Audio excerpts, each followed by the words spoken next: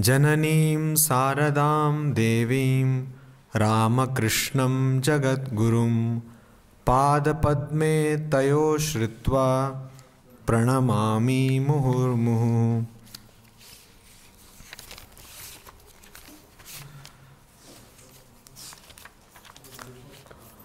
Om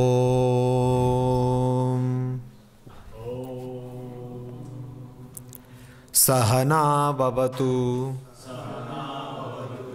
Sahanau Bhunaktu Sahaviryam Karavavahai Tejasvinavadhitamastu Ma vidvishavahai. Om Shanti Shanti Shanti.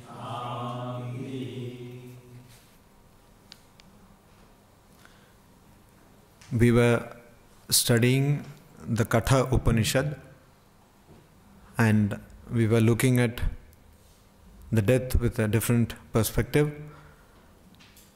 We had seen how there was a sacrifice which was being conducted by the father of Nachiketa, how he was giving away worthless things, useless things to the priests who were supposed to attend or officiate in the sacrifice, and how his son, who had been overwhelmed by Shraddha, by faith in the scriptures and in the teachers and in the tradition, and questioned his father that since I am your cherished possession, which you are supposed to give away in this sacrifice, whom are you giving me to? Having been questioned thus 3 times by his son, Vajasravasa, that was the name of Nachiketa's father, got annoyed and said, I give you away to death. From there we see that Nachiketa went to the abode of death, Yama, and stayed there without any food, without any hospitality for 3 days, because Yama had gone on some tour. And when Yama came back from tour, then his probably wives or people who belonged to his house told him that you are going to incur a lot of problem because you have kept a Brahmin waiting. So for every day Nachiketa waited, Yama gave him 1 boon. The first boon, which Nachiketa, showing tremendous presence of mind and common sense, which the Upanishad says we should have first before doing anything in our lives. This is a message which the Upanishad gives, that before anything else you do in your life, you should have first presence of mind and common sense.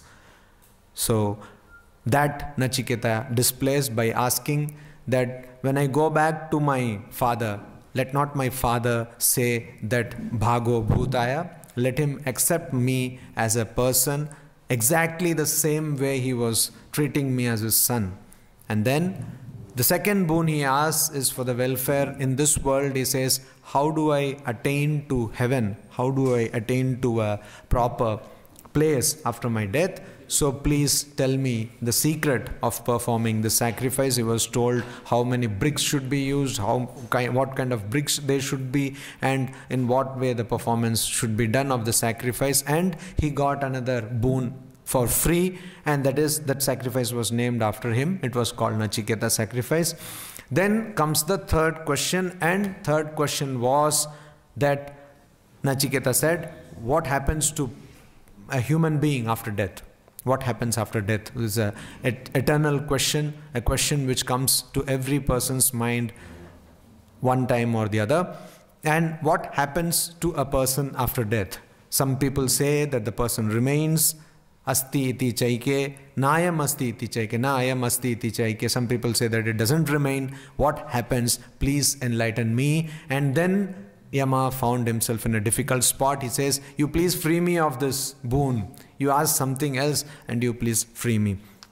As I said, Katha Upanishad has got many discourses. Katha Upanishad, the main discourse for this life, for our practical life, is Shraddha.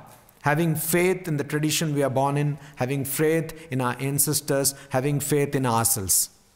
And also self-esteem, as Nachiketa says, Bahuna memi prathama, Bahuna memi madhyama. I am best among many. I am also the middle among many. But I am never the last. So self-esteem, self-assessment is another message which comes very strongly out of Katha Upanishad. And of course another message which comes is of common sense, of being having very good presence of mind. Now these are things which we can use in our daily lives. And there are other things also. A serious question of what you need to do in this life, which path to take. And this is the question which is shown by Nachiketa's request for the third boon. He asks what happens after death. He could have asked anything else, and that is what we will try to see today. That what Nachiketa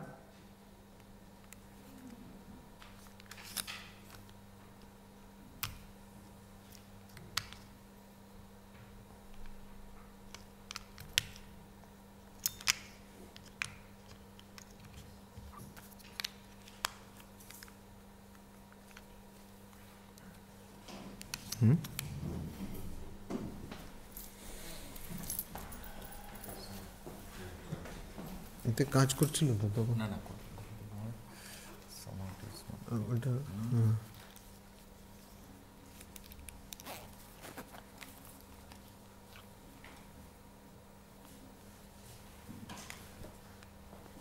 আমার কাছে আছে এটা চলবে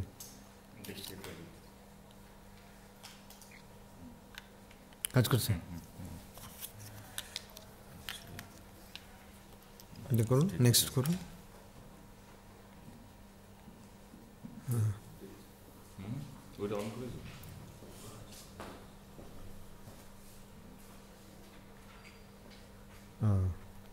ঠিক আছে এটা নিন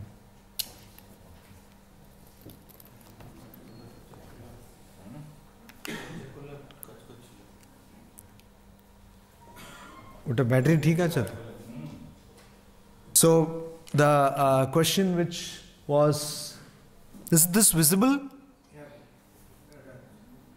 to the last bench? Visible? Yeah. So now can you read this? You're able to read it? Not very clearly. Oh, okay. So please give me this feedback, because next time I'll do a better presentation. I don't know, yeah, bigger font. So, ye kama durlabha martya loke sarvan kamamsh chandatah prarthayasva ima rama sarata saturya na idrisha lambamanya manushyai abirmat तभिहि परिचर्यस्व नचिकेतो मरणम मा अनुप्राक्षिहि. So this is the question now. This is what Yama says to Nachiketa, because Nachiketa is constantly pestering Yama, the Lord of Death, to tell him what happens after death. So he says, ye Kama durlabha martya loke. There are so many things which are desired by people, human beings, desired objects of human beings. Many things, depends on who you are. So, like many people probably, the other auditorium, they are designing a good placement. That's why we have been displaced. So somebody's placement causes another person's displacement. So now that was Gargi. Huh? And now we have come to Maitreya, one and the same thing. But displacement. So they need a good placement. That is what they desire now. It seems to them that this is the best thing in the world. So suppose somebody with computer engineering, if he or she is placed in Microsoft, probably they will say that the dream, or Google, the dream destination, etc. That is one way of looking at it. Some person, probably a rickshawala, having a good pantha bhat, and also, you all know what is pantha bhat, I suppose, that old rice, and with that some kind of fried thing, and little green chili, and some potato, and this is his way of dream, desired object probably. Or for him, maybe one curry of chicken or meat would be a huge thing. That means great feast for him, so, or her. So depends on where you are placed, you have a dream. Some people have dream destinations, some people have dream jobs, some people have dream, ambitions, dream projects. So we are all living with dreams. Some people live in dreams. So dreams are an integral part of our life. And if what neurologists say have to be believed, then if you don't dream, there is a serious chance of you becoming insane. So you have to dream. I mean, sleep is divided into two parts. One is called the rapid eye movement phase.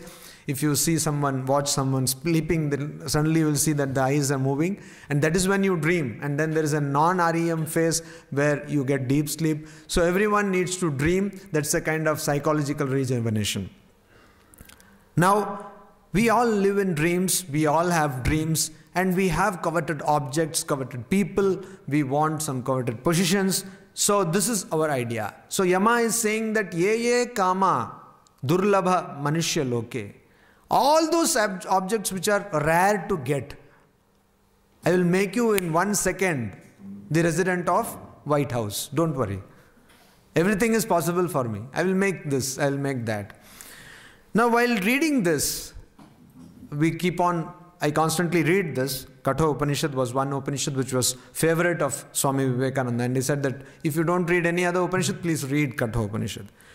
While reading this, I felt that, you see, what we are doing here is more literary exercise. We are just reading the text. We don't even understand what that person was telling. What was he telling? Like Washington will be in your hands. Like you will be the strongest person of the world. You will become the president of US of A. Now, suddenly, if somebody is going to give the offer, I doubt how many of us can actually resist the offer. We read this and we are in India. We don't know what is comfort. We have no idea. Being in India, we have no idea of what is a comfortable life. Because a person who is drawing a salary of 1 lakh may have a decent apartment. But when I have friends, monastic and non-monastic, coming from the other parts of the world, they say, what do you know about comfort? I said, yes, correct. Because for them, these things are very... we say Wi-Fi. The whole IIT has become Wi-Fi. So really, what is such a great deal about that? For us, the whole country is Wi-Fi. So then they say, why doesn't your phone work? Why doesn't your internet work? For us, everything is taken care. And in many countries, education is free. Germany, higher education is free. You study whatever you want. And books, they are free. Everything is available. So you can access any book. Libraries, they are truly libraries. Every library has got some millions of books. Our libraries have some old books. And go to the National Library and you will understand. They have a huge lounge and sofas. But that's it. There is no book. And they boast of a huge collection, and you request for some book and it will take like ages to arrive. Once I went, I wanted to refer to a very old publication, and they will not give it for lending. So I just waited there, and I had to wait 5 hours to get that book. It's a book of 30 pages. I could as well have read it in 1 hour. So this is the place we live. When we talk about Katha Upanishad, do we even realize what we are talking about? Ye kama durlabha martya loke. All the objects which are rare in earth. Talk about being rare, even objects which should be available, we don't have. And renunciation comes very easily to us. Because we don't have. It's like the grapes are sour, you know.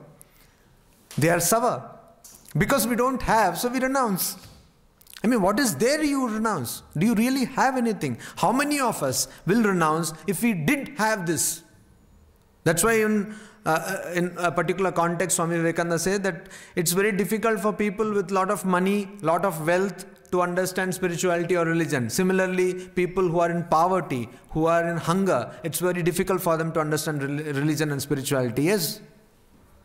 One is engrossed in suffering, another one is engrossed in enjoyment. How can you understand? I mean, if you, how many of the people who are talking about Katha Upanishad will abstain from marriage if like people like say, give me some names. Okay, some like maybe Jennifer Lopez or somebody like that is going to propose for marriage. We don't get, so we don't want. This we need to understand. This always we need to understand. I was watching a movie the other day, and I saw that in that place a dialogue which has now become common in many movies. They say, everyone can be bought, only I need to know the price. What's your price? So this fellow will say 10,000, no, I will not do bribe. We will give you a lecture on not being corrupt. Then you increase, you say 1 lakh, then the lecture will become short. Then 10 lakh shorter. Then if you say 1 crore, there is no lecture. You say, where is the money? Shall I give you my account number? This is what, we have a limit, we have a threshold.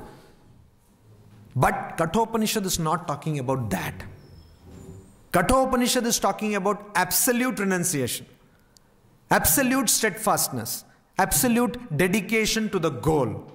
And that is where we, particularly in the Indian context, lack. We all believe in a philosophy which probably we can even copyright, make a patent of that, and that philosophy is called Jugaad. You know, you call it reverse engineering or any engineering, but this is something which we know very well. You ask a person to write an academic paper, Jugaad. Go and read some journals, go to the internet, do Googlai Namaha, and produce a wonderful paper. The person who is going to review that paper will have a tough time understanding that this is plagiarism, pure and simple. But it will take time. So Jugaad. We always believe in Jugaad. Research, Jugaad. That's why we don't produce good research, because we don't do. We can somehow manage things for getting some honors, some promotions, etc. That is not what Katha Upanishad is talking about. It is talking about serious concern, serious dedication to the cause. And here, Nachiketa's cause is to understand what happens to a person after death. And this man or this boy, whatever you like to call, but he cannot be called boy because he is venturing into an ambitious project and a very manly project. And this person will find it out. But you see, in the face of what temptations, that is what I am saying, what temptations? Sarvan kaman chandata prarthayasva. You say whatever you want, sarvan. There is no either or. I am not giving you an alternative. I am not telling that answer any 3 of the following 10 questions. No. I am telling you that you ask whatever you want, because you are asking me such a boon and putting me in such a trouble. Now for one boon I will give you everything in the world. It's like entrance examination, IIT, it's like that. Now this person, this Lord of Yama is testing Nachiketa, whether he is prepared. So he is saying, you ask whatever you want. Sarvan kamans chandata prarthayasva. And please ask, you don't know. According to your choice you ask. Chandata. Sarvan, all. Kaman, objects of desire. And prarthayasva. Ima sarata sa ratha sa turya. Ratha means chariot. Ratha, you know. Sarathi, the one who is a charioteer. And Sarathi, Partha, one who belongs to the lineage of Pritha dynasty, and Partha Sarathi, who is the charioteer of one who belongs to Pritha dynasty, that is Arjuna. So this we are referring to Krishna. Swamiji in one letter says, go now this moment to the temple of Partha Sarathi. I want that kind of character. Gita Krishna, not Gopi Krishna. He didn't demean Gopi Krishna, but what he said was, we need some strength. this country can do with some strength now. Even now that holds good. We need some strength, some serious strength. Instead of writing poetry and imagining things, we need to do something concrete. So, Saratha, a person who has Ratha, a person who has got Ratha, chariot. Then Saturya. Turya means musical instruments, a person who has got musical instrument. Ima Rama. Now that is where it becomes interesting. This is not an ordinary person. Rama. They are all damsels. Damsels with modes of transportation and also modes of, auditory pleasure, if I can call it, very complicating the thing. Musical instruments. They will not just come and talk to you or seduce you or do whatever you want, but they will also play musical instruments. And if you want to go to some beautiful park or something, they have got their own vehicle. They have got chariot also. Such a proposal which you cannot deny, such a tempting proposal. And not one. If you say one damsel, no, you can have as many as one. Ramaha. It's in plural. See? Ima Ramaha. All these damsels for free. Long back, say 50 years back, a brahmachari of the Ramakrishna order asked Swami, very senior Swami, that Swamiji, I read, it is an incident in the life of Swami Subodhanandaji, who was supposed to be very pure. Not supposed to be, he was pure. Now, talking in a very academic language, you tend to be very academic all the time. Because if I say he was pure, then there will be a lot of people asking, how can you say, what is this? So I was supposed to be, or arguably pure, etc. He was a very pure soul, such pure soul, and very simple, not simpleton, but simple. And he, when Sri Ramakrishna was suffering from throat cancer, he said, now this person loved tea. And in their house, it seems they used to constantly have tea, something like the Japanese tea party always going on. Now, when Sri Ramakrishna was suffering from throat cancer, he said, why don't you take tea? If you just take tea, it will cure you. He told it with such simplicity and so much of faith that everybody laughed, because he didn't realize that what he was telling was not true. So he believed that every drop of tea used to produce 6 drops of blood. That was his wonderful theory, of course. But this Subodhanandaji, once he was reading Puranas. Puranas is what I would like to call historical novels. Some people have called that. So they're using interesting stories. The wisdom of Upanishads and the Vedas are put so that people can understand. So Subodhanandaji was reading some Purana like that. And suddenly what does he see? Now, there is a miracle element in this. I am okay if some of you have problem with that. You may or may not accept. But as an imagery or a story, this is very good. So, suddenly he sees that a beautiful Apsara has come in front of him. You see, you have to understand that people who have a very strong and very pure mindset, they can actualize whatever they think. It is true. Maybe science has not supported it, but who cares for science all the time? We don't. Like when I'm eating Rasgulla, do I go to science and say it is tasty or not? Give me a proof. I don't. So most of the time, though we may not realize or we may not accept, we don't care for science in our everyday life. So this is also a seen fact or proven fact that if your mind is very pure, you can actually actualize things which pass across your mind. So that's what happened. He was reading about Apsaras and one Apsara came. And she was like trying to seduce Subodhananda of all people. And Subodhananda, he took a lathi, bamboo stick, and he was driving her away. Said, bhag, bhag. Like that he drove her away. And she went away. And then he was telling, these people come and disturb me. Where from did she come and all that? Then Swami Vivekananda was going, what happened? He said, you see Naren, this lady came, said, where from did she come? What were you doing? I was reading this Brahma Vaivarta Purana. Of all Puranas, it's the most nasty Purana. So he was reading that. See? Said, who told you to read all this thing? You keep quiet. After Sri Ramakrishna has given the wealth of wisdom, why do you need all this thing? No, I was just passing the time. Don't pass the time. Keep quiet. So he is scolded nicely and you don't even have any idea of how Swami Vivekananda can scold. We have heard from Swamis who had served Swami Virajananda, who was a sevak of, or the personal attendant of Swami Vivekananda. So once Swami Vivekananda liked everything served hot. So we all understand this hot, but Swami Vivekananda's hot was different. The temperature range was different. So once Virajananda he just boiled tea and it was really boiling, and he just took it and gave it to Swami Vivekananda. And Swami Vivekananda took it and just threw it away. Said, "What is this? Such a cold tea."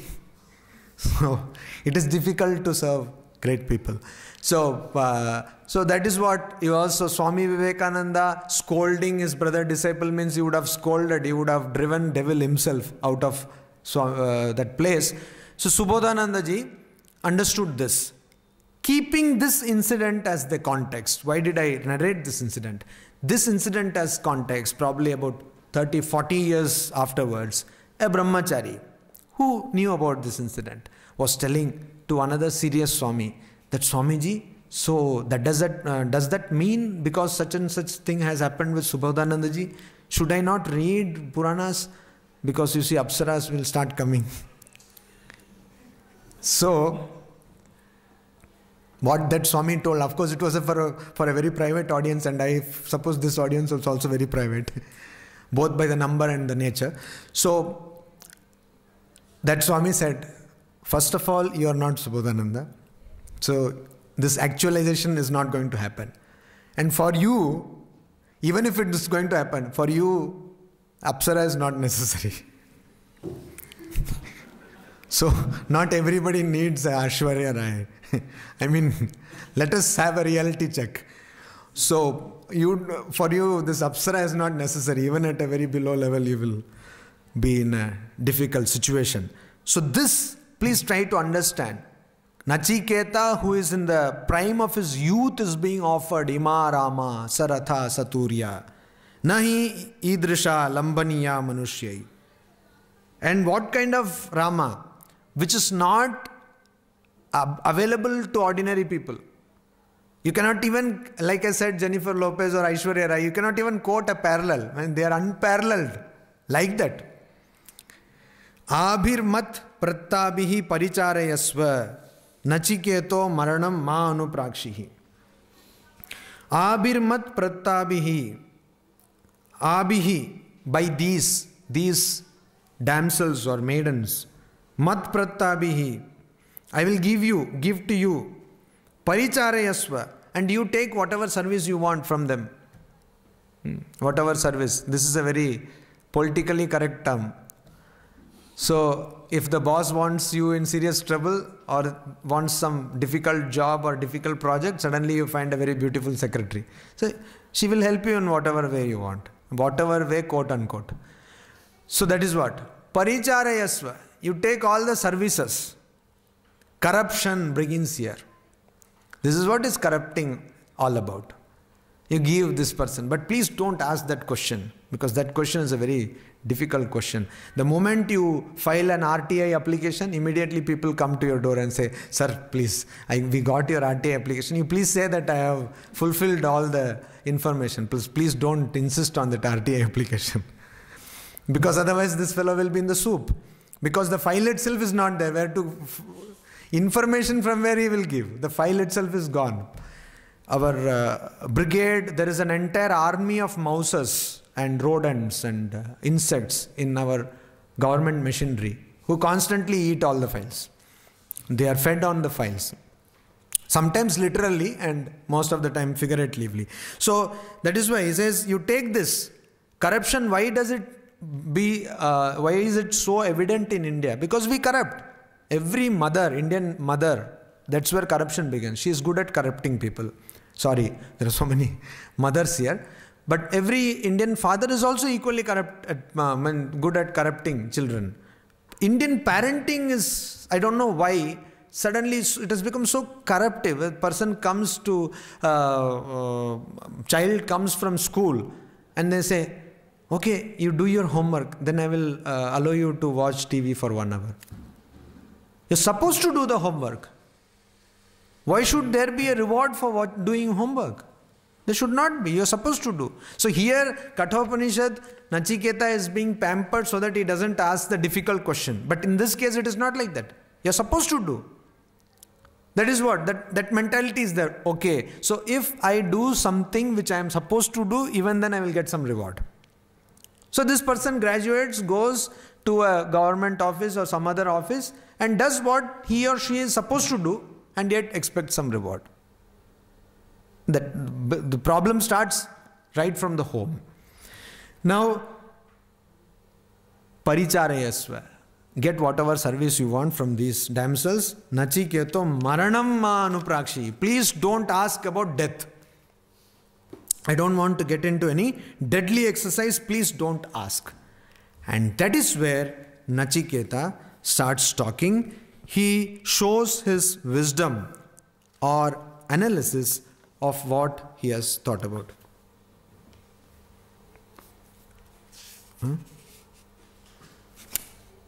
Yes. Now he shows the wisdom. Now this is where we come with this word choice. This is one word, thanks to liberalization, thanks to globalization, thanks to internationalization, so many sessions, and T.N. Session also was there. So he brought so much of reform in electoral process and transparency. So many sessions have created an abundance of choices suddenly in front of us. People who were born in 1950s didn't have this much choice. Many are there who have born 1950, etc. They didn't have this kind of choice. But youth today, you have tremendous choices in front of you. It's like mind-boggling. What after 10 plus 2 was not a big question 30 years back, but now it is really a serious question. What after that? Because there are so many options. There's a plethora of choices. Choice. So what do you choose? And not only that there are options, they are very easily accessible options. It has become easy for you now to become immoral. It's a fact. So, as I said, grapes are sour is one reason why you suddenly become very ethical and moral. But when you are having choices, when you have avenues to go down, yet you hold on to a higher ideal, yet you hold on to the disciplining of your mind, restraint, that is real restraint. I think you will agree with me. So choice, to be or not to be, to do or not to do. Always you are confronted with this choice. And we are all what choices we have made. Paraphrasing a famous statement. We are what we choose. You have chosen to come to this auditorium. You have chosen to come to IIT. You have chosen to take a particular path of life. You will choose a particular spouse, a particular person. You will also choose whether to love that person or to hate that person. You may or may not choose divorce. See, your life is full of choices and what you choose. And on my table back at Advaita Ashrama, Kolkata, I have a famous 2 lines that we will come to later. That the choice which I have taken changed my life. So what you choose is very important. Nachiketa chose. He chose instead to ask a difficult question. He chose to give up on things which he could have easily attained. Because for all we know, God of death was giving that. So is it not if suppose Professor Somnath says that, okay, Maharaj, I will make you White House President of United States. I will say, okay, I will also make you Prime Minister of India. It's like that. But it was not like that. Nachiketa was being told by Lord of Death, who is all powerful. So it was actually something. It is a concrete thing which he got. But yet he said, no, I will not. I will not. I don't want. And what does he say? He makes this choice. And then in Katha Upanishad later, we will find 2 words. Shreyaha, Preyaha. So what is Shreyaha? What is Preya? One is the pleasurable. One is the pleasurable. Another one is the preferable. So something which will give you pleasure will be very helpful to get enjoyment, entertainment, very comfortable. The other one may not be so comfortable, may not be so enjoying, but that is what you need to do. So you can have a shortcut, you can have the regular path. Maybe when you are going from one place to another, even then, in the regular path you know that there are many signals. It will take time, but it is a sure path, you know. And what happens in shortcut, you know that there are no signals, you are going to avoid all the signals, but suddenly you go and you see a Kali Puja pandal. That's all.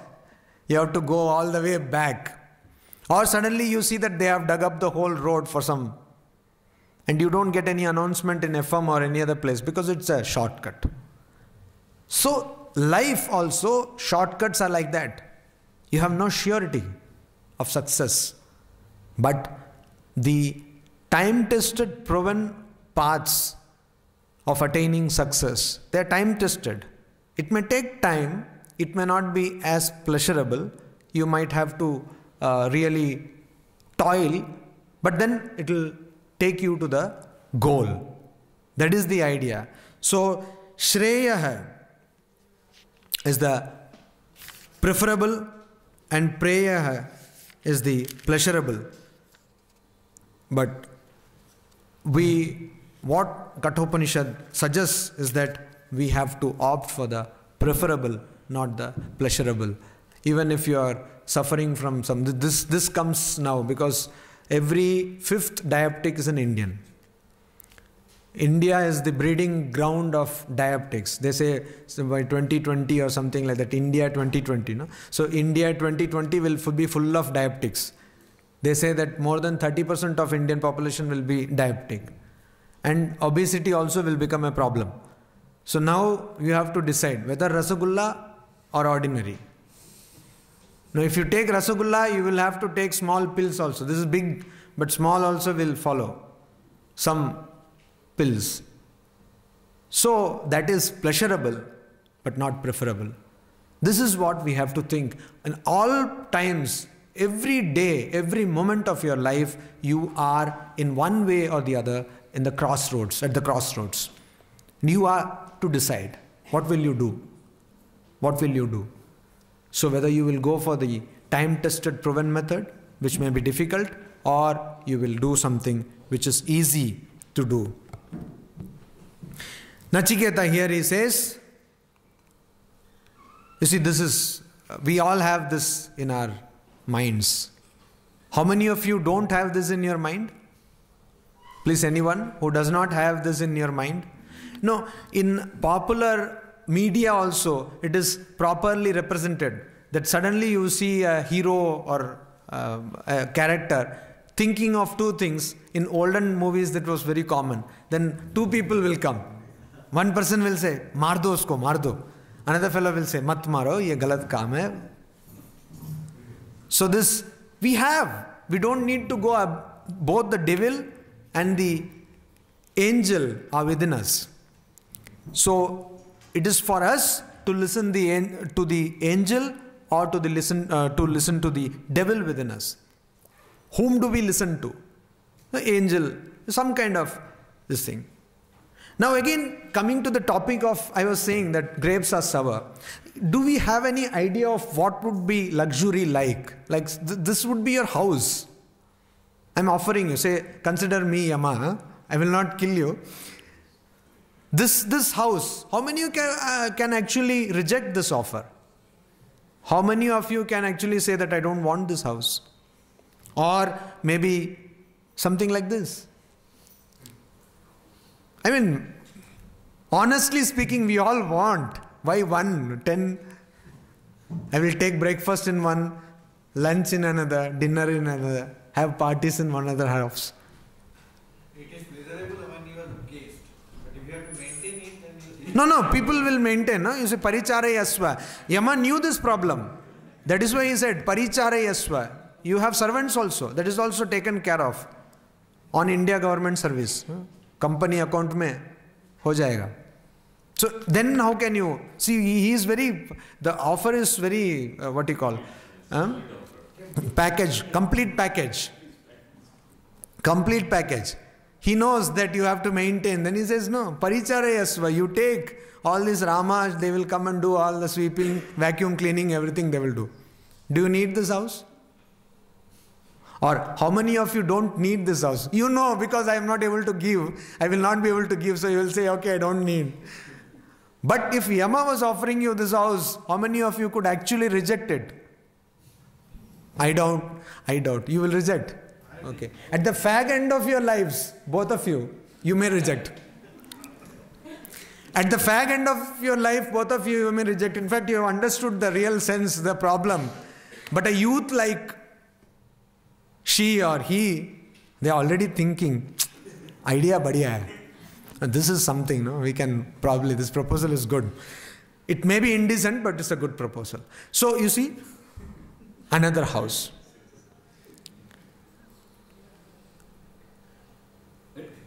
Ratha. Saratha. Not only Sevak, but people with Ratha. Modern version of Ratha. See, not one. Not takers, no takers. Sports model also. Student of the year. Again, you see. You don't want this. Really. I don't know. I'm not sure about that. And this is what? You have the computer, you have the keyboard, everything. You can drive as well as do the work of the office. You don't want this? Or you can have a private jet, something like this. Very, Arab sheikhs have this, very poor sheikhs have this kind of jet. Very poor, middle class, lower middle class sheikhs have this jet. You don't need this or another jet. It's also private. Not necessary. Who can even believe that it's an aircraft?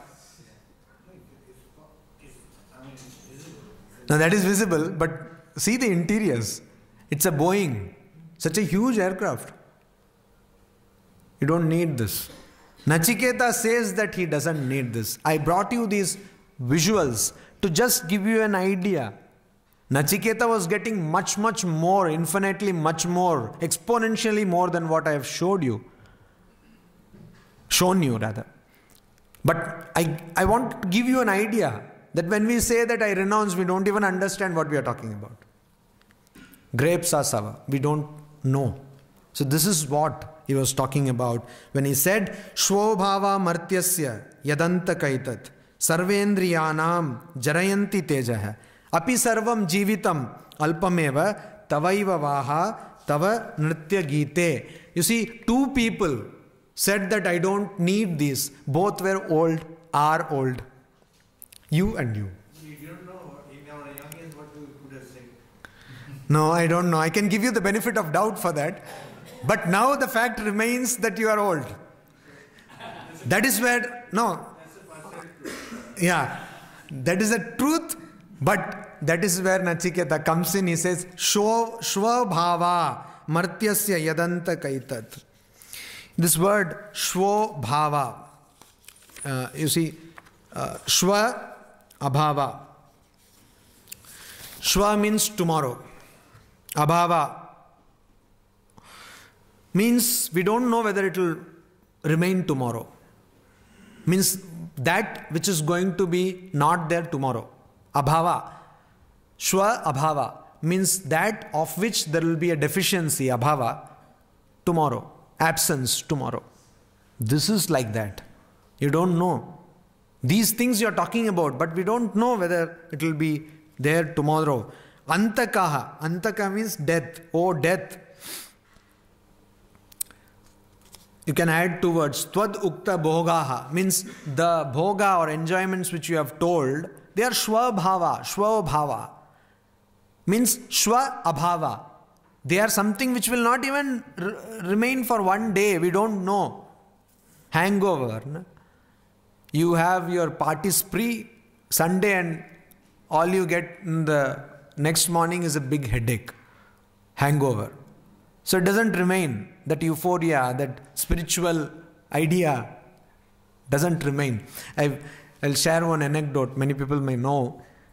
Swami Ranganathananda was the 13th president of Ramakrishna Mutt and Mission, was going to Glasgow University to deliver a lecture. And he was driving from town to town, from state to state, along with one of his friends or a devotee of the Ramakrishna Mission, in a car. When they reached the town of Glasgow, they didn't know where the university was located.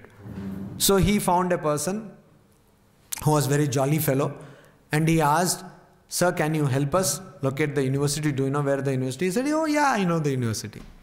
So he said, "Okay, so get into the car and please tell us the directions where to go." And this man was going on telling. For half an hour, they were circling the city and finally ended up from where they started. So people couldn't understand. And then suddenly Ranganathanandaji realized that this man was highly spiritual. You know what had happened was, spirit had gone inside him. So he was highly spiritual, spirit had gone inside him and intoxicated, and so he was saying that, you go there and go there. Then they said, "Okay sir, you please get down from our car." So, hangover. It will not remain for even one day, we don't know. All these enjoyments you're talking about are so ephemeral, so transitory, so impermanent. Nachiketa says, a boy of, I don't know the age, but probably 18 or 20. He says that I don't want, because I know that this will not stand. And not only that, he has tremendous... Earlier he has told in a mantra that now that I have come to you and you know me, I know you. So I will have no problem when I go to earth. Tremendous presence of mind. Then you can say that we have not met Yama, so we love things. That is not the point. See, after meeting Manmohan Singh, you don't actually need Manmohan Singh to, give some money, because then only showing that photograph of your meeting Manmohan Singh, you will get so many things. There was a famous movie, old English movie, where a person got, what is that, $1 million or something, I forgot. That one note will be given to him and everywhere he will go on showing the note and get everything done. So that is the idea. So he said that now that I know you and you know us, we will have no problem. But here he says, even these enjoyments are transitory. They are impermanent. They are ephemeral. So I don't want. And then, Martyasya sarvendriyanam yat tejah etat jarayanti. Why I was referring to the fact that two young, not so young people, old people, had said that we don't want this. He says, you see, sarvendriyanam tejah jarayanti. All the vigor of all the senses, all these bhogas you are telling, so many apsaras will come. What will I do with these apsaras? If I can't, I have so many problems.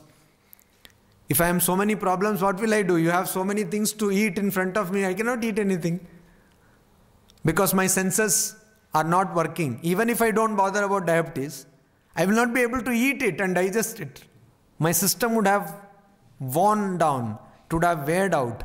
So, Jarayanti, we have studied here the Shad Vikaras. What are they?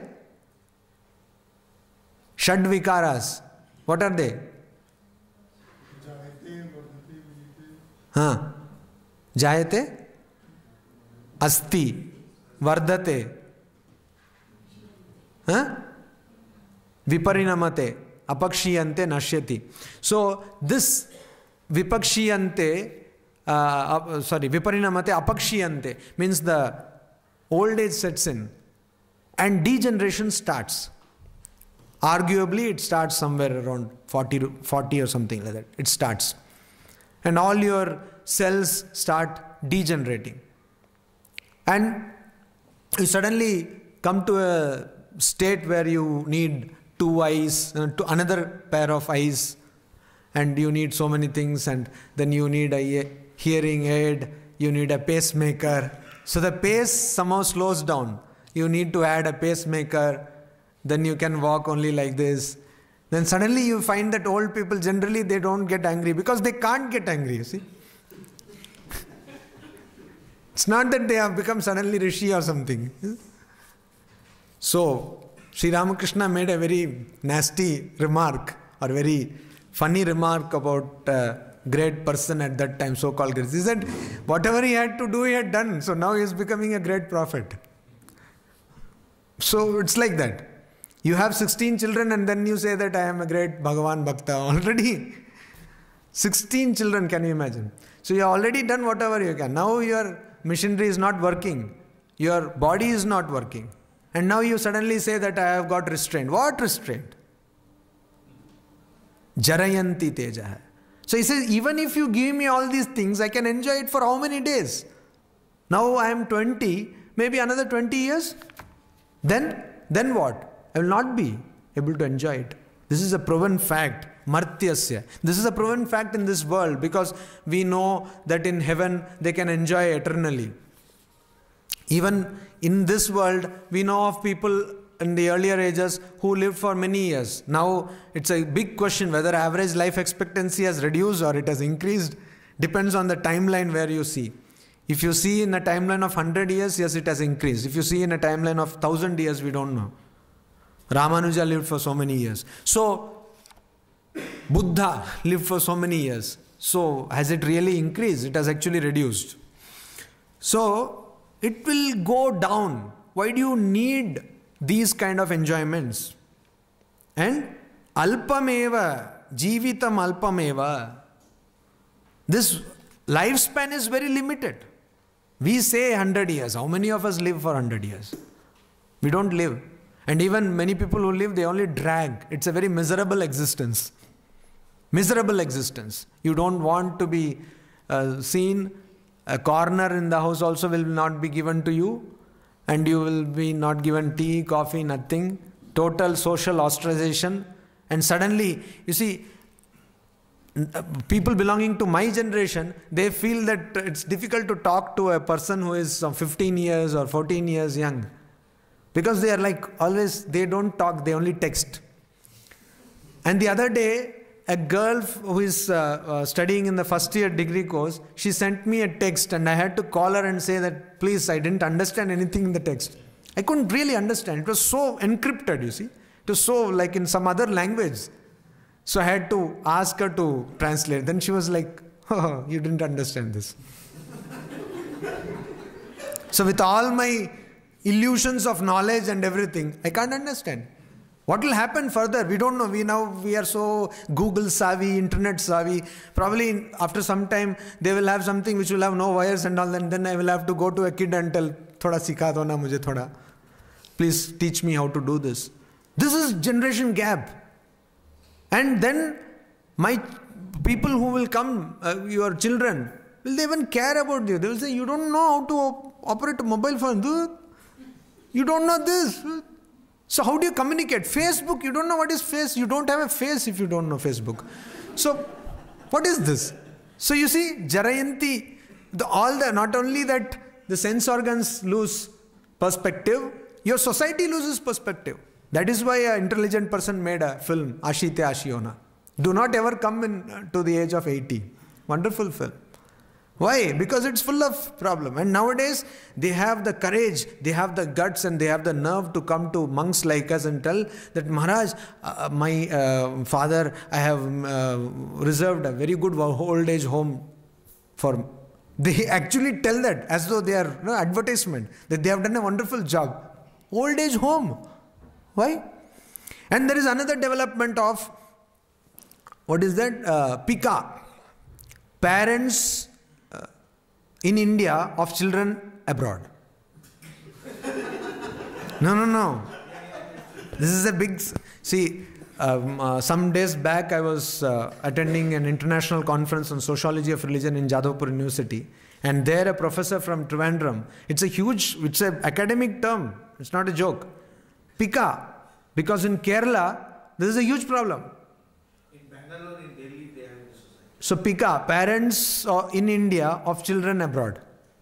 So you have huge mansion because this fellow wants to show his flout his NRI wealth. What he will do, he will either purchase a big flat or create a huge mansion. And who is there? Nobody. The gatekeeper and invariably either the father will die or the mother will die, somebody, so this fellow is alone. What do you do? Watch TV. How much? Read. How much? Of course, our bhaktas, we have opened centers all over India and also world. So our devotees, they go on roaming. People who have money. Those who do not have that kind of money, what will they do? Attend lectures like this. That is what they can do. That is what you can do. So it's a very serious problem. So he says, see, not only this, my sense organs will not be able to enjoy, my society will not be able to, my society will not accept me any further. I will have no say. You might have been a great engineer in your times. When you go, then do you know AutoCAD? AutoCAD, what is that? I only know auto and auto rickshaw. AutoCAD. So suddenly you become irrelevant. You suddenly find you totally irrelevant. How do you live? So what is the use of all these enjoyments you are giving me? Then comes a beautiful statement of Nachiketa. He says, Tavaiva vaha tava nritya gite. Tavaiva vaha, tavaeva vaha, tava nritya gite. Tumhar kache thak. Let it be with you. Don't give me this. Let all these damsels you are offering me, let they, and also vaha means horses, all these horses which you are offering me, let they be with you. Tavan nritya gite, and all this singing and dancing and merrymaking, let it be with you only. I don't want. This can we tell? Can we truly speak this? When life has to offer me that. This is the point. You can speak. See, a monk was telling me, his nationality is originally from Argentina, and he is the assistant editor of Prabuddha Bharata. I am its city editor. So Prabuddha Bharata, you know, is a magazine which was started by Swamiji in 1896. Journal. It's a serious journal. So he was telling me that before coming to India, I thought, renounce, everybody has renounced. So I was like, this is the land of renunciation, etc. Then I came here and see, what do you have to renounce? What do you have? And I renounced like huge. I had an office, I had a secretary, I had so much of money, I renounced that. He's not saying that I renounced greater than, but the idea is, what is there here to renounce? I mean, practically everyone is a sannyasi. By compulsion, that is. So, how is it possible, or is it at all possible for you to say this? And it's a very challenging thing. And please let me draw your attention to the fact, or let me insist, that this is not just for religious life. This is for any life you take for dedication. It could be a life of research. You see, it could be a life dedicated to academia. You are all here. The students who are studying here will get wonderful jobs, I am sure, in the industry. But how many of you can actually say that, no, I will not go to industry. I will not go for the lucrative job, but I will dedicate my life for the cause of physics, for the cause of electrical engineering, mechanical engineering, or something like that. How many of you can say that? And even within that, I will dedicate 16 hours of my of life, or 13 hours in the lab to do the project. I will not bother about where I am going. If I go for guest lectures, I will get a lot of money and fame also. But I will dedicate my whole time for research. How many can do that? In the face of options, you say that, no, I don't want. And you see the lives of people who have done research. They gave their lives for a cause. And that is why I want to tell you the beautiful incident of Vachaspati Mishra. Vachaspati Mishra was a great scholar who is said to be Sarva Tantra Swatantra, means he is independent from all philosophies. He was by practice of Advaita Vedantin, but he has written treatises on all the 6 systems of philosophy, Indian philosophy. And Vachaspati Mishra, I am not able to tell you that. Offhand I am not able to. But he is a post-Shankarite. Post-Shankarite 400 years after, 400, 500 years after Shankara, I think. I will tell you that afterwards to search. But is a post-Shankarite because he wrote on the gloss on the commentary by Shankara. So Vachaspati Mishra, why does it get turned off now and then?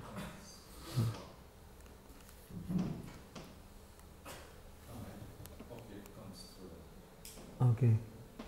So Vachaspati Mishra, he wrote commentaries on almost all the 6 philosophies. Now when he was writing the commentary on the Brahma Sutras, commentary, or it's called a gloss, technically it's called a gloss, Tika, that is a annotation on the commentary on Brahma Sutra by Shankaracharya. It is called Bhamati. So he was writing it. No, he started writing it for 20 years he was writing. And at the end of the 20 years period, he saw that one woman was standing there, one lady, somebody. Then he said, "Oh, who are you?" Then she said, what are you doing here? Then he said, "I am the person who puts oil in your lamp and, changes the wick in the lamp. And I am the person who feeds you, etc." "Oh, okay. Who are you?" "I am your wife." "What's your name?" "Bhamati." So immediately he dedicated the work to her, Bhamati. That dedication we need. He did not even know that his wife was there. He forgot that he had married. He forgot that he was constantly. Now you may say, is that even possible? It's only an imagery. Okay. Fast forward to 2000. The place is Belur Mutt, Ramakrishna Mutt. And who? An ex-IITian. Okay, from Kanpur. IIT in computer engineering, PhD. That is, not IIT means not just like that. PhD in computer engineering, even now his rating has not been defeated. The grade what he got in post-graduation and PhD, even now nobody has got. So they called him 2 years ago and felicitated him there. His name is Shirish Maharaj or Sarvottamananda. When he went to the training center, when somebody joins our order, he has to go to the training center where you have 2 years of intensive study and other practices, training. And there he was given, because he is from this background of computer engineering, he was given the job of computerizing. Oh, sorry, it was not in 2000, correct, 2000. Because when he left, I entered the training center, so 1 year before me. So he was given the job of computerizing our library there, and he is a person who is a big, he champions the cause of open source. This again is a big debate, open source. In the conference I was talking about, there was a scholar who was saying, "Swamiji, we should have all the books open source. Why should we have money for knowledge?" So this person, he was wanting to computerize it in Linux. And because he is a computer engineer, he was more into computer theories actually, not programming languages much. So he had not understood Linux much. So he bought a tome like this on Linux and he was studying it. After food, at 10 o'clock, he was lying down on his cot and reading Linux. For him it was like some, Sidney Sheldon like that. Linux manual. He was reading it like that. Another person who is also, you know him, Sarva Priyananda, has come here. He was, as we call, batchmate. He was staying there in the same room. So he called him, "Maharaj, No response. Maharaj, no response. And you would not believe, this person is a very polite person, unlike me. I don't consider me polite. So he was going on telling, if I would have made a big ruckus. So no, Maharaj waited for 15-20 minutes, no response. Then what he did was he shook his thumb, a toe, big toe. He shook it. No response. He was so much engrossed in the textbook that he didn't even realize. So it is possible. And I have a personal experience that a monk, I will not tell his name because this is like, to me it's like almost a miracle. Before joining the order, I used to visit an ashrama and was a volunteer there. So we used to do all kinds of work for the ashrama. So one was putting a pandal kind of thing on a concrete floor. So they had this cavities where you can put the steel pillars. Just you need to thread it and then. So also there was some bamboo pillars also. So I was putting the bamboo thing. So the Swami, very aged even at that time. Aged means what? Like 70 or something, 70 plus. He was walking. He was going to the temple. So the bamboo is very big. So you cannot just like lift it. So I was just shifting it by dragging it. And unknowingly I hit, because I was driving, I know the force with which it would have hit the Swami. And it hit him in the ankle, the back side of the ankle, at very sensitive point. And he just walked away. He didn't even turn. He didn't even realize that something had hit. And even today, when I realize, I hit him because I was handling, so I know the force. And he was like in some other world. He didn't even realize that it hit. Now both are the examples from monks, so please don't think it is available only, it's practical only for monastic community. I don't think so. One thing what happens is when you are watching IPL or Shah Rukh Khan, something, so you are so engrossed that some other person is calling, you don't know. This is very common. So it does happen. It does happen. This kind of dedication you can always have. Now the point is, whether you can show such dedication in the face of a proposal, a temptation, or some choices like the choices offered to Nachiketa by Yama. That is what Nachiketa says, Na vittena tarpaniyo manushya lopsyamahe vittam adrakshma chetva jivishyamo yavadishasi tvam Varastume varaniya sa eva. Now you say again, Nachiketa says that Manushya, human being, vittena na tarpaniya, will not be satisfied by wealth. Now this is why, because you don't really get satisfaction by wealth in the bigger sense, in the bigger sense of the term or in the big picture, but also from the HR perspective. Human resource perspective. You ask any HR employee, he will agree to this. Human beings are not satisfied by wealth. You give an increment of 2,000 rupees, they will ask for more. You give for 10,000 rupees, they will ask for more. So you can't really satisfy people by wealth. This is one aspect. This is a pragmatic aspect. But there is another aspect, that wealth actually doesn't bring you happiness. Wealth cannot bring you an option to fix the date of death. It cannot postpone death. It cannot also bring death sooner. If you are on life support, even now people are questioning whether euthanasia should be done or not. So you may have wealth of all the world, but it may not bring happiness. It may in fact take away happiness. You will think, what will happen to my wealth, where I have invested, now stock market is crashing, now this gold price is going up, all that. And also, he says that yavat tvam ishishyasi. Isha means Lord, here ruler.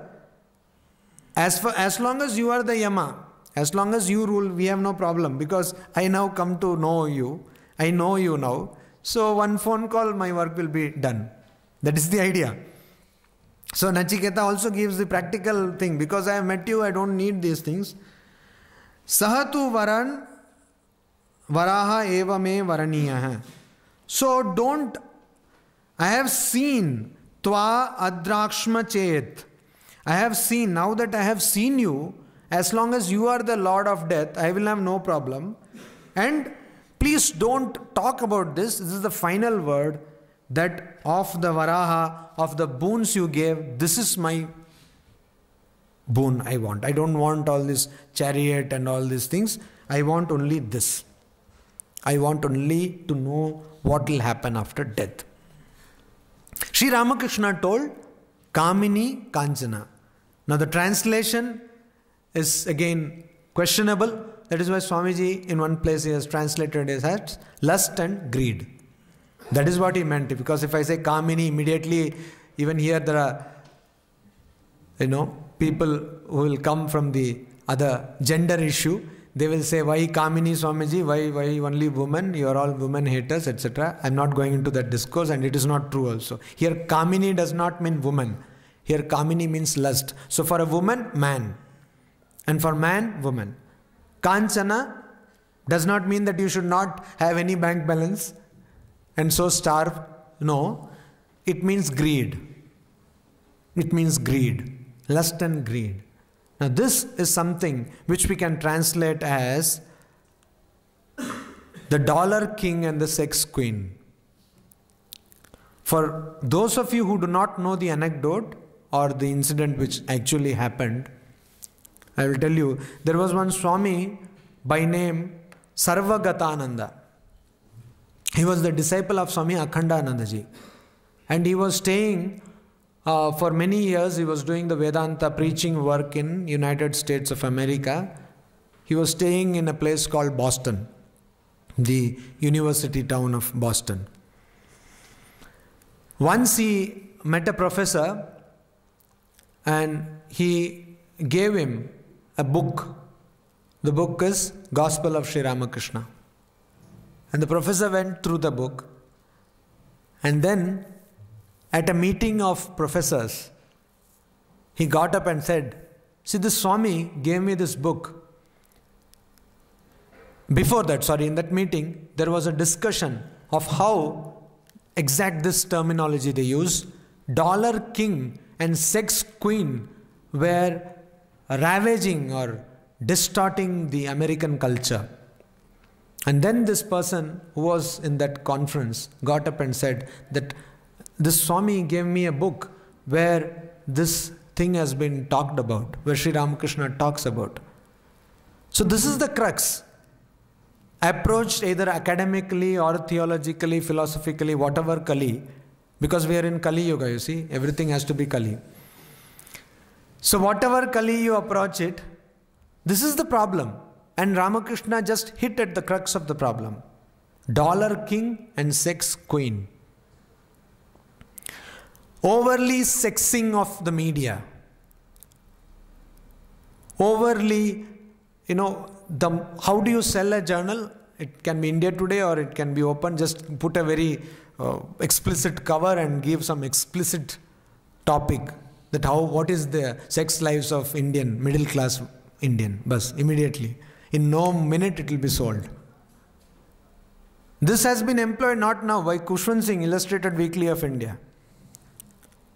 He asked somebody to run naked on Juhu beach and just put it there. That's all. Wonderful. Nice sales. Overtly concentrating on the body and overtly concentrating on the economics. Now everything is related to economics. Which temple you will go? Economics. Which church you will attend? Economics. What philosophy you will practice? Economics. There are some philosophies, there are some schools which are meant only for, upper classes. You don't believe? Go to Osho Commune International. Immediately you will understand what I am talking about. Because to enter you have to pay some money, you purchase book you have to pay some money. It's not Jiddu Krishnamurti. How many of you can afford that? You cannot afford that philosophy, you see. Philosophy becomes not affordable. Here we have politics of body. That again is a big discipline. You have politics of economy. So you always concentrate on the material. And you say the dollar king and sex queen. And that is the problem. But we forget that neither of these can bring us happiness in that sense of the term. They cannot. Again, we are confronted with the question of choices. What choice we make. And then again, I go back to my table at my office in Advaita Ashrama. Robert Frost. You are all aware of him. Mountain Interval. Are you aware of this poem? 1920. Poem is this. Are you able to read this now? Yeah. Two roads diverged in a yellow wood, and sorry I could not travel both. And be one traveller, long I stood, and looked down one as far as I could, to where it bent in the undergrowth. Choices we have to make. Shreya, Preya. They're like two roads in a yellow wood. You suddenly go in woods, means a jungle or forest, and you see that two roads are diverging. Or it can also happen when you don't know the direction of a particular place. You suddenly see now whether to go this side or this side. So you don't know. And you stand there and contemplate. You are, as we say, at crossroads.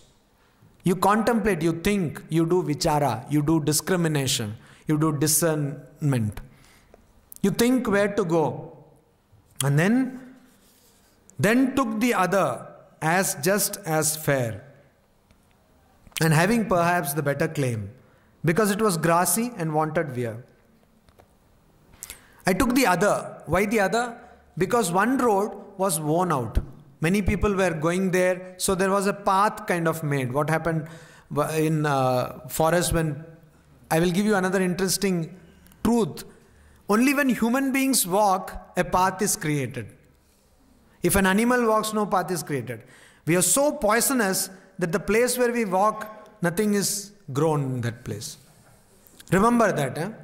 This is nature's way of telling that human beings are so poisonous, you constantly walk over a path, even grass will not grow there. Animals always do, nothing happens. So, one path was worn out. I didn't take that. I took the other as just as fair. Why that was fair? Because perhaps the better claim it was having. Why? Because it was grassy and wanted wear. It was fresh. It was not worn out path, and it was grassy. Grass was there. So you see, when I see gulab jamuns, it's so inviting. Instead of taking some cream cracker biscuit, you see, you can immediately understand what is the obvious choice. Yes. So I will go for gulab jamun. So similarly, here is a worn out path and another one grass. So I don't understand. Probably this grass could be artificial grass. It could be grass which will actually hurt me. I don't understand that. But anyway, I took that. And both that morning equally lay in leaves, no step had trodden black. And they were both fresh. In that morning, nobody had walked on those paths. Means this decision, why this comes here, I am going to interpret this poem in my own way. There are about 10 popular interpretations of this poem. This is a highly interpreted poem and 10 schools of interpretation of this poem. So I am going to do a different interpretation. What I am telling is why they were fresh means it is not that my father can say, oh, I also had the same problem. When I got this problem, I did this. So son also listens and yatha purve, we saw in Katha Upanishad. Tatha pare. So my tradition tells me, no, here both were not trodden. So there is nobody who will actually guide you to tell you what to do. Then which path do you take? Because now you ask whether I should join Facebook or not. How does your father help you? He had no Facebook. This Facebook crisis was not there. So then says, oh, I kept the first for another day. I didn't go for the regular path, which many people have gone. I kept it for another day.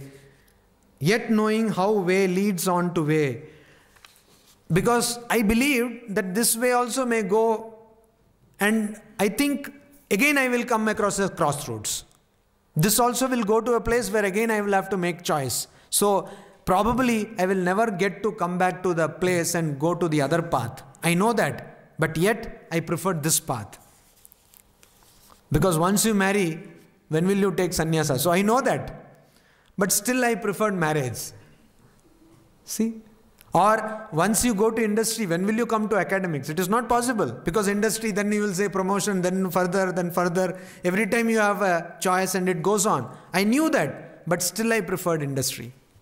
Then he says, I doubted if I should ever come back. So I never knew that I will come back. I thought I will never come back. I shall be telling this with a sigh. Jarayanti teja hai. I shall be telling this with a sigh. Somewhere ages and ages hence, with all this beard and hair, graying hair and all, I will say, I could have also done academic research, you see. Or in your context, I could have also gone to industry and earned money. I can say that. Now it's easy for me to say I could have also, as somebody pointed out, how do you know, Swamiji, that at that time I would not have rejected? Now you can say everything. And you will get the benefit of doubt. But we don't know. So, somewhere ages and ages hence, I shall be telling this with a sigh. Aha, amar shongi chilo, industry te giye koto naam korlo. I could have also done that. Two roads diverged in a wood, and I took the one less traveled by, and that has made all the difference. These 3 lines I keep on my table to remind me that I have taken the road that is less traveled by, and that is making all the difference. There's a famous book by Scott Peck by the same title, The Road Less Traveled. So 2 roads diverged in a wood, and I took the one less traveled by, and that has made all the difference. Now you can take a road which is less traveled, or you can take a road which is worn out. But again, that depends on your perspective. Because you see, in the Indian tradition, even the monastic path is a worn out path. Many people have been. The householder's path is a worn out path. And all can attain to God or the final realization by going through any path. You don't need to be a monk. But the path of discrimination, the path of discernment, the path of opting for the preferable over the pleasurable is a path less traveled. Not many people go there. Not many people behave like Nachiketa, who say no when they can say yes and get everything. So this is the idea. And then again we see Nachiketa saying, Ajiryatam amritamanam upetya jiryan martya kwadastha prajanan abhidhyayan varnarati pramodan ati dirge jivite korameta. Says Ajiryatam amritanam.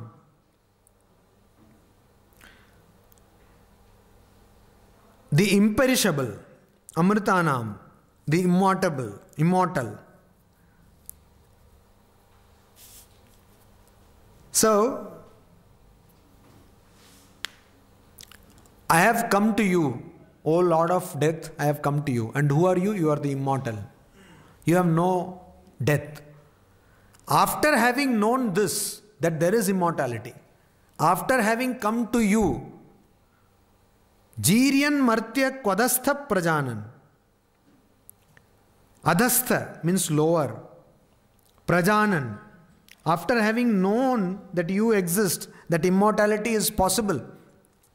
Had I not known, only attended some lectures on Katha Upanishad, I would not have believed. But now I have seen you, and I understand that you exist, that immortality is possible. So, kwadastha means one who resides below. Kwa adastha means one. Adastha means one who resides below. Kwa, who among those who reside below on earth. That is, who among the people who reside below on earth. Kaha. Abhidhyayan varnarati pramodan. They, when they know that abhidhyayan, when they are conscious of, dhya means to meditate upon, when they are conscious of, when they know about varna rati pramodan ati dirghe, na ati dirghe. When they know that this varna rati pramodan means, rati means all this sensual enjoyment, physical enjoyment. Pramoda, joy. Varna means music. So, worthlessness, nati dirghe. Ati dirghe means prolonged, means which stays for a long time. Na ati dirghe means opposite, which does not stay, which is temporary.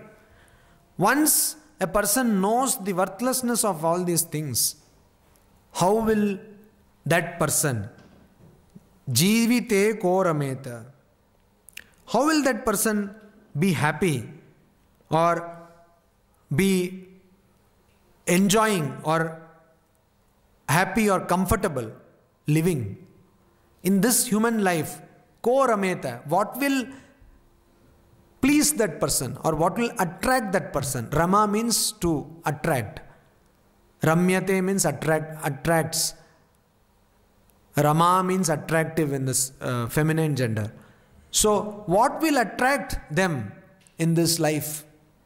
It is like giving you a wonderful sweet, a little bit, and then say that, okay, it will be there in the fridge, please don't take and don't eat.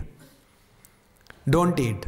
So, who can resist that? You have understood that that is there. Another imagery which Sri Ramakrishna gives is, a thief is there in a room, and in the next room he knows that there is a lot of treasure, gold. How can that thief keep quiet? He has to somehow break in and get that. Vyakulata, yearning, desperate you will become. People understand this very commonly in the case of love. So you become very desperate to meet the person. At least for first few months you will be desperate. Afterwards what will happen, God only knows. But in the beginning you will be very desperate to meet that person, to attend the phone call. You give a missed call and you should get a Mrs. call, something like that. You are very desperate to talk to the person. See, so much of pangs of love. Now the person says, I love you, and then you said, oh, but don't call me. Is it possible? No. Because I know nobody will love me, so one person has come foolish enough to tell that, and why will I not call? I will call. This is just imagine. I know that immortality exists. I know that there is something. I will not be able to resist myself. I will go out of my way for that life. Jivite ko rameta. Who will be attracted by this life? When I know that when I become old, everybody is going to scorn at me. Again we go to Bhaja Govindam. Punarapi jananam, punarapi maranam. Wonderful stotra. Then he says that tadapi na munchati asha pasha. That even when you are not taken care of by the people, when you are young, you are running after body. When you become little older, you are running after money. And finally, varta na pritchati means nobody is asking about you, your welfare. And still tadapi na munchati asha pasha. Still you are bond for desire, for hope does not go. Hope, you expect that somebody will come, talk to me, give me something. This is what Nachiketa says, and that is the reason why he says to Yama, that is the reason why I will not accept for anything less other than the secret of death. Yasmin idam vichikitsanti mrityo yat samparaye mahati bruhi nastat yoyam varo gudam anupravishto nanyam tasmat nachiketa vrinite. He says, Mrityo, O death. Yasmin idam vichikitsanti. Yasmin idam means idam, about this, about what will happen after death. Vichikitsanti, people have doubt. Vichikitsa, doubt.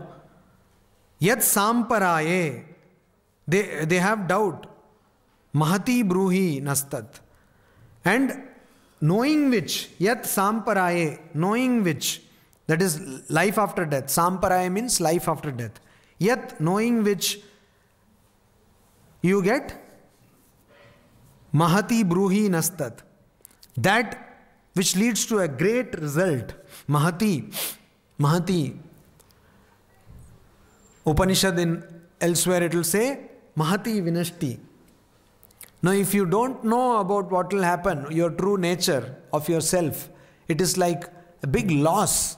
Having come to this human life, which is supposed to be the only life where you can understand your own self. A cow, a dog, a cat or a pig cannot do that.